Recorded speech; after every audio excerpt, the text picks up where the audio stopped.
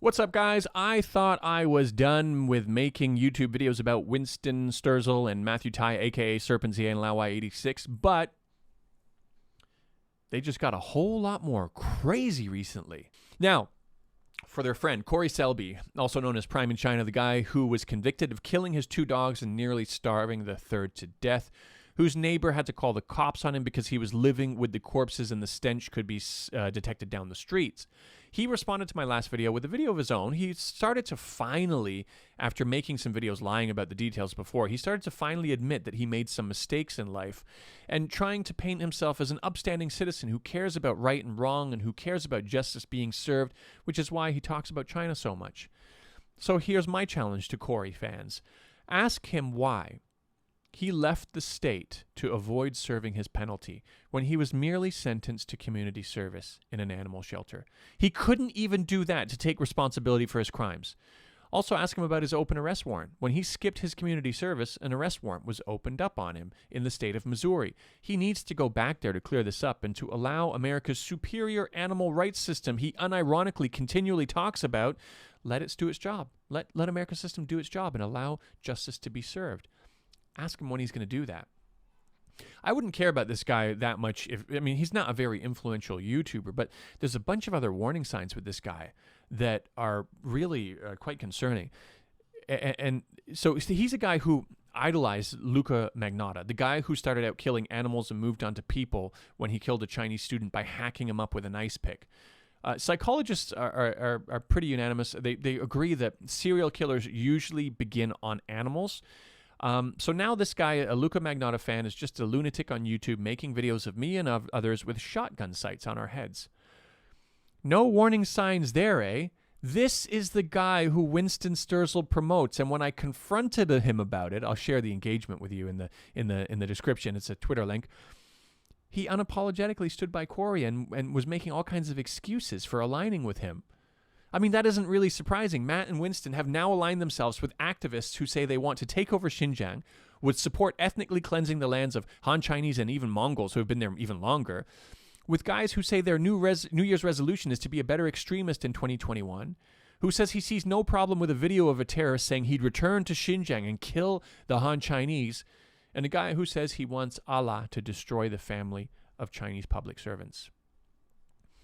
Are the fans of these boys really okay with this? Your trusted sources of information aligning themselves with terrorists, with people who say things like this, propping them up? I mean, you got to start asking yourself, what's the real goal here? But before we move on from Corey, I've got one, I got to say it's pretty funny, a funny clip, and then one really revealing clip that I'd like to share with you from his response video to me. I don't know. I mean, after all, his name is Daniel. I don't see him using some ethnic name, you know. Why is he using a white person name? I don't know. He gave his children white people names, right? He got me, guys. I'm using a white person name. I mean, how dare I? A brown guy using a non-ethnic name, and worse, giving his children non-ethnic names. I've been exposed beyond belief, guys. But joking aside, actually, this next video clip is really important. It summarizes the mindset of so many people and actually foreign policy in America as well. Pay attention to what he's saying here and why it is he says that he thinks Asians are important and needed. This is his attempt to prove that he's not really racist, because I pointed out the video and a bunch of other stuff where he said that he hated old Chinese people and they weren't sophisticated and they were dirty and they're not like old American people who are sophisticated and eloquent. So this is him and his comments on why he loves Asian people. I support India, one of the largest Asian populated countries in the world. I support them in stopping the expansion of communist China.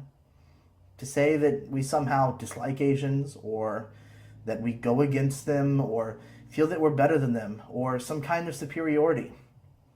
Not at all. In fact, I think Asians are more important in this battle than white people. I think that it is time for Asian people in general, from all countries, to stand up against communist China. Because, to be perfectly honest, the West cannot do it alone. This does not prove he's not a racist. He supports Indians to stop the only rising superpower in the Asia region that could challenge the U.S. There was a time in history when India and China were the economic superpowers of the world. They must make sure that this never happens again. And to be perfectly honest, we can't do it on our own.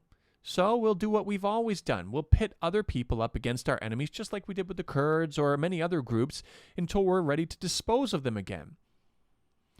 Rest assured, if the Chinese Communist Party kept its country poor, and there was any risk of India, democracy or no democracy, overtaking the U.S., you can be very sure that these Muppets would be supporting the CCP to crush India right now. 100%. And we've seen this happen all over the world, not necessarily to powers that are going to challenge the U.S., but even for just merely not aligning themselves with U.S. corporate interests, particularly through Latin and South America. And make no mistake, while this Corey dude is truly troubled and ignorant, he knows what's going on here. Him cozying up to any defunded Uyghur activist groups and pretending to care about Muslims in China is all part of the game as well. Let's actually take a look at some of his real views on Muslims before he wanted to use them in his fight against China. On women wearing headscarves, it's horrible and insulting, says Corey. On immigration, it's imperative that the American government specifically targets Muslims in their fight against illegal immigration. On countries destabilized by the U.S., the terrorism that's consuming them is hilarious and amazing. He fully acknowledges that America is responsible for a lot of that terrorism, so he knows exactly what's going on in this regard. If Winston and Matt's new buddies ever got to take over Xinjiang, Corey would be laughing it up yet again when those Salafist Islamist groups wreak terror not only on the Han Chinese, but Uyghurs who step out of line as well. Because after all, that's exactly what was happening during the terrorist attacks as well. Let's quickly move on to Winston's response to my latest video. Well, I mean, he never really did officially address anything. But before I show you the angle he took, I want to set this up for you because this is actually really funny. Please wake up to the level of abuse and attacks that are common against anyone who speaks against the CCP. My family have faced abuse and harassment. Yes, this is their usual play. Go after their family. The CCP and sycophants go after anyone with the same surname. And when he was replying to someone else who brought up a family member of his, he said, "You dragged my family into this. It's too late. I have no respect for lowlifes who go after people's families. I would never do this." well, okay. Well, let's move on to his response to me that he keeps using over and over again. Oh, well, would you look at that? He's going after my dad just because he has the same last name. And an Oxford University Press published professor who specializes in anti-racist social work and child welfare. What a perfect time to criticize a Canadian professor who cares about these things while we're in the middle of digging up the bodies of Native children who were genocided in a racist residential school system and who still face terrible conditions even today. Well, Winston, I thought you'd come out and try to prove that you weren't a racist. I never thought you'd come out and show your true racist colors in such a spectacular display confirming everything I said about you. All while doing the exact same thing you said you had no respect for and you'd never do. You know, let's just assume for a second, because I know many of his fans will. Let's just assume for a second that focusing on anti-racist topics and things like this is a problem. Let's assume there's a big problem with this. You know, I honestly, I truly believe that many of Winston's followers would be like, yeah, that's a pretty terrible academic field of study and interest to have. What does that have to do with me? I mean, is Winston inadvertently saying that he is a product of his father and there's no escaping that? Can we assume that his constant reminiscing about the apartheid in South Africa, where he had white-only benches he could sit on and freely oppress the black population, is a result of his father having lived through and enjoying the apartheid without ever having done anything to actually try and change it? Is that what he's trying to say here? Just to be clear, I don't know if Winston's father is really a racist, but Winston perhaps is trying to send us a coded message and saying he is who he is because of his father and he has no ability to be any different. He's basically trying to blame his own father for who he is. I wouldn't let him use this cop-out argument, though. He is a racist because he is a racist as an individual, and I'm not going to pull his father into this and start investigating him. But hey, if my arguments were that superficial that they relied not on my independent thoughts and observations, but based on external parental influences, it should be that much easier to actually address what I'm saying. But he doesn't, because he can't. He knows that now, and while he was in China, and while he was a part of those disgusting CCJ group chats, he has always been a racist. Superficial deflection is what his new terrorist connection friends are doing as well. They're calling me a CCP shill. They used a famous Alcoholics Anonymous joke reference that I made 15 years ago to say that I was actually admitting that I'm an alcoholic. They tried so hard here.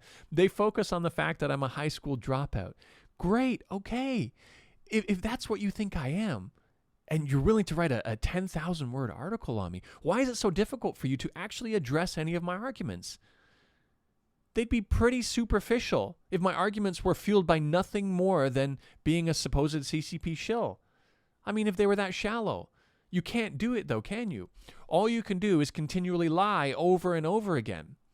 Taking your assessment of me at face value, you can't even counter the arguments of a degenerate alcohol high school dropout who's just shilling for CCP money. What does that say about you guys?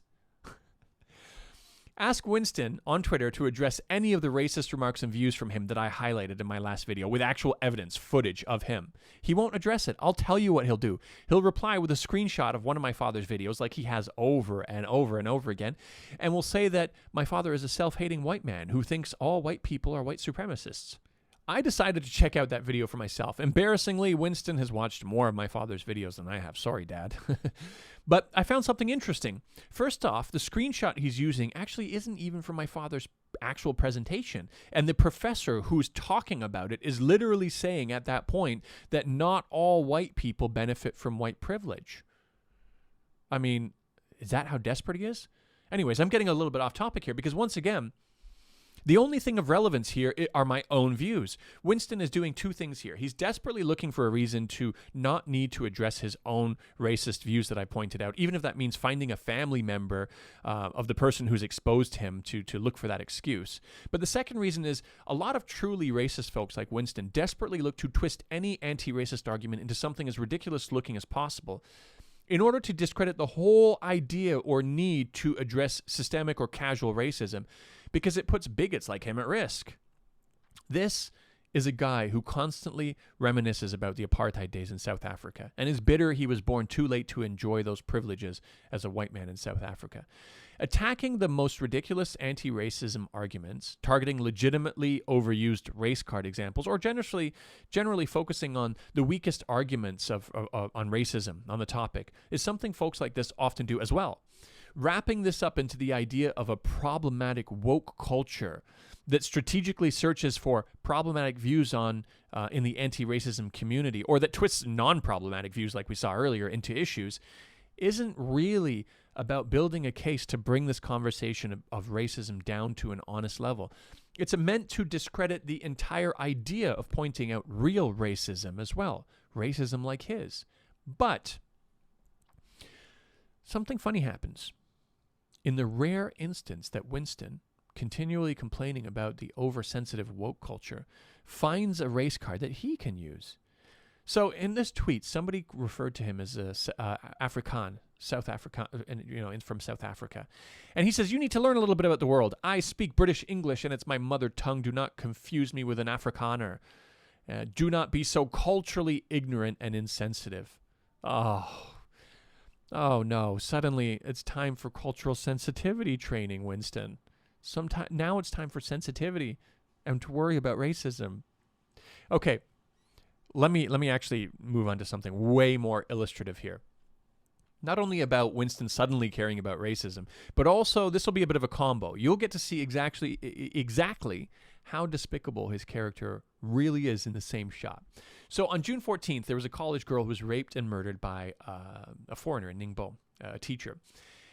it was an incredibly tragic story. And I wonder, will Winston talk about this? He likes to cover China-related issues. This will be a good chance to distance himself from the CCJ groups his old friends said he used to belong to, because they often make a lot of really crude jokes about rape. And people have been starting to get the feeling that Winston doesn't really care about the Chinese people like he constantly says he does. Maybe he'll show a little bit of care for this victim. Nope, that's not what we're going to see here, folks. Not only does he suddenly care about societal racism, this is what his contribution to the conversation was. No concern was really shown for the victim or her family. He jumped right into being worried about how the non-Chinese foreign community would be affected by the news. He says, get ready for massive racism and xenophobia towards foreigners in China. A foreigner teacher raped and murdered a student in China. And unfortunately, it's not an individualistic society, so all foreigners will be painted with the same brush. Oh no. Wow, just wow. This is where his mind went, and his follow-up tweets don't really get any better. A college student was raped and murdered, and Winston comes out to say, oh no, foreigners are going to be affected by this. And all of a sudden, Winston starts to care about racism now in this instance. During a time when somebody was raped and murdered, and he could have shown a little bit of concern for her. And what is this? What does this even mean? I mean, this is the most ridiculous thing I've ever heard about the individualistic society. But then again, I'm not really surprised. This is a guy who says there's no real racism in America. And it's worth replaying that clip of him saying that. And it's got some footage overlaid that somebody else put over top of it to really illustrate how ridiculous that comment was. Okay, let's see. Again, part of the lack of discrimination is the lack of racism that I've noticed here in America. But I'm making a video about how I experienced, for the first time in my life in America, a society that actually doesn't have true racism, if that makes sense. All right, so America, it doesn't have any real racism, and it's an individualistic society, so you won't have these problems of, mass discontent towards specific ethnic groups. And the China hatred that led to a massive spike in attacks on Asians is happening in this superior, racist-free, individualistic society. And after 9/11, people with brown skin, especially Muslims in America, suddenly felt unsafe as they were targeted, and as they had their mosques attacked, as they were taken in for additional screenings at airports, or had FBI agents infiltrating their mosques, or when the Sikh man was mistaken as a Muslim and was killed as a revenge attack because of the 9/11 events. Or even non-religious people with brown skin like me suddenly making choices based on minimizing the amount of suspicion I'd arise. And we were all experiencing this because America's an individualistic society. I don't understand that. Like, what an absolute tool this guy is. It just goes to show the level of desperation that this guy has sunk to.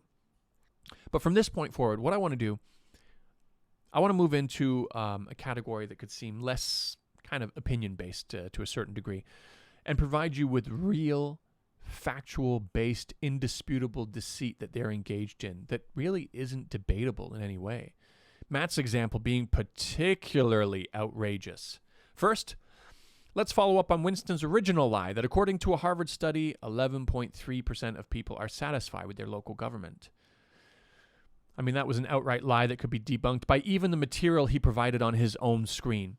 The satisfaction rate was 70.2%. He tried to compare the local government very satisfied rate, misrepresenting it, against the overall general satisfied rate that people felt towards the central government, trying to illustrate this massive gap, comparing two different types of metrics as if they were on the same scale. That was deliberate deceit. He knew full well about this issue also, because after I pointed that out, even one of his own followers that said he's a big fan of his, but asked him to be more careful with using the data correctly so that CCP shills can't call him out and catch him. You'd think he'd do the right thing and issue a correction. After all, he has this to say about the CCP. And you get these falsified GDPs coming in from the different provinces and towns and so on.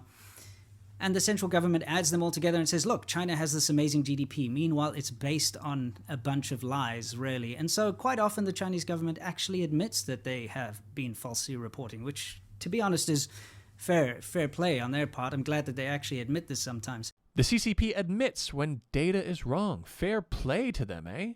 You're glad they actually admit this sometimes.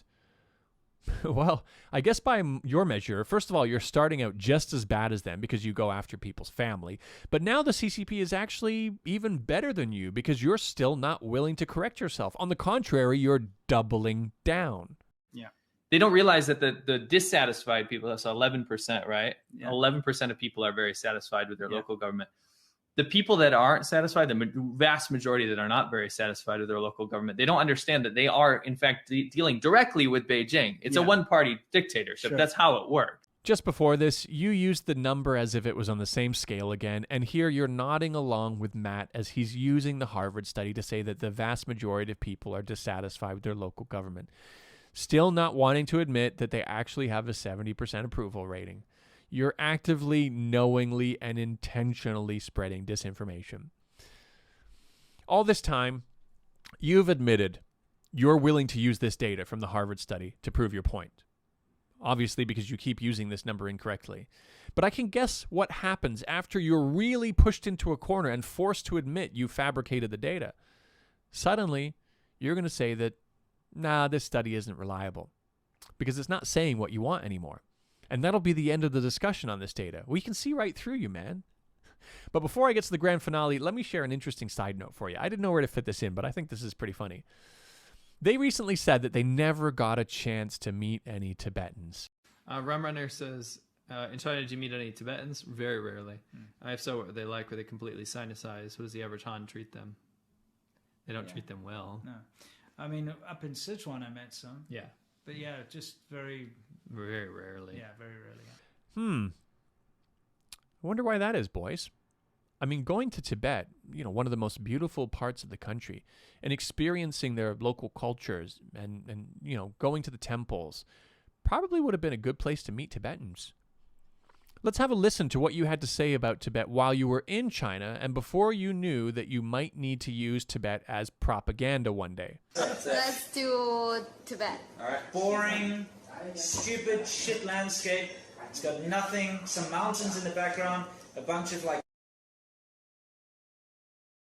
okay, no, wait. Screw it. I don't think we're talking about Okay, wait. Basically, as far as I'm concerned, Tibet is one of the most attractive places to visit in China. I know it's a big dream of most foreigners. They watch that stupid Brad Pitt movie and they want to go like hang out in the mountains with all these like Buddhist monks and find themselves or whatever. Go find yourself in a Walmart, bitch. Okay? Honestly, it's boring. It's like you get the Tibetan plateau and all that. It's just like flat land with some, I don't know, some yaks and some mountains in the background. Yeah, sure, maybe it's cool. They've got temples and whatnot and all those prayer things, but for me personally, I'm not interested in going there. Everybody always asks me, when are you going to go to Tibet on a bike trip? When are you going to... Never, okay? Never. Only if if I've run out of everything else to do in China, I'll go to Tibet. Boring. Flat. A bunch of monks. You'd be better off finding yourself in a Walmart, bitch. Seriously? And that this was back when they'd say some pretty disrespectful stuff and let it fly, like, comparing Beijing locals to special needs people and worse. So when they looked at this clip before uploading it and said, damn, we've got to censor some bits of this out, you can be sure they were saying some pretty raunchy stuff. I mean, maybe you can ask Winston for the full uncensored clip if you don't think so, but we all know he'll never give that to you. All right, let's finish off with this spectacular fabrication by Matt. I really think he must have smoked a joint before this one. Let's have a listen first. Uyghur people in Xinjiang, which is in western China, are using a secret code to show the true horrors that they face under the Chinese government's surveillance state. In 2018, one of the children and her husband was taken away from her. And in 2021, the emoji with the sunglasses symbolizes a Communist Party official that was assigned to take her husband and child's place, to live with and monitor the woman and her child. Uyghurs in China are using a secret code, and Matt has broken that code because he's an emoji code breaker. Except he's not. He fabricated this. when you go to the original Douyin account and you look for the clips that they use, they've ripped down these Douyin videos and put emojis over themselves. Here's one of the images they used. You can see it's covered in this new secret emoji language that Matt has suddenly become proficient in. But if we go to the original, we can see it in its clean original format. This was not reposted like they later said, trying to defend themselves as they were doubling down. This is from before Matt's emoji decoding video was published. He got caught and he's still doubling down. He's trying to say, oh, I knew they would remove it and upload a new one. No, they didn't. And if you really knew that, you would have taken screenshots of it in the Douyin account to set this up as a story. He called this evidence of a genocide in his title, and he fabricated it. This is showing you exactly the extent people go to when fabricating atrocity porn for foreign aggression, just like they have done before, over and over again. There may have been people who were really tricked by this shit, and to them, the word genocide denier is a powerful term that makes them really hate anybody that seems to fit into that category. But what is really underappreciated is how much more despicable a genocide liar is. Fake atrocity propaganda has been used to literally kill millions and millions of people around the world. It has been used to destroy happy and prosperous, stable nations. These people fabricating this garbage are the kinds of evil that you cannot even put into words. This is the face of not only a racist, it's the face of evil. I actually made a parody video that I thought was pretty funny. I posted it on Twitter, but I don't want to share it here at the end of this video because I want to end on a serious note. Because what these racists are doing is really despicable stuff. I'll put the link in the description just for a little bit of extra information, because there's one weird bit where I mentioned Winston calls Matt cum milk, which is a play on his sea milk nickname. That's absolutely true. One of their friends, Marty, had admitted that that's what Winston used to call him and used to be really aggressive with him. And he found it distasteful how Winston would always bully and take advantage of Matt. I don't know why he put up with it. It's personal issues, or he wanted to kind of piggyback off of Winston's channel because it had quite a few more subscribers than he did. I don't know. But anyways, I'll put that link into the description. And I want you to really, I hope you came out of this video really understanding how these propagandists work and how it's dishonest work they're doing. They know exactly what they're doing, and it leads to actual real atrocities. Just a really despicable kind of human beings these people are. So I'm going to leave it here. That's it from me today, and I will see you guys in the next video. Peace.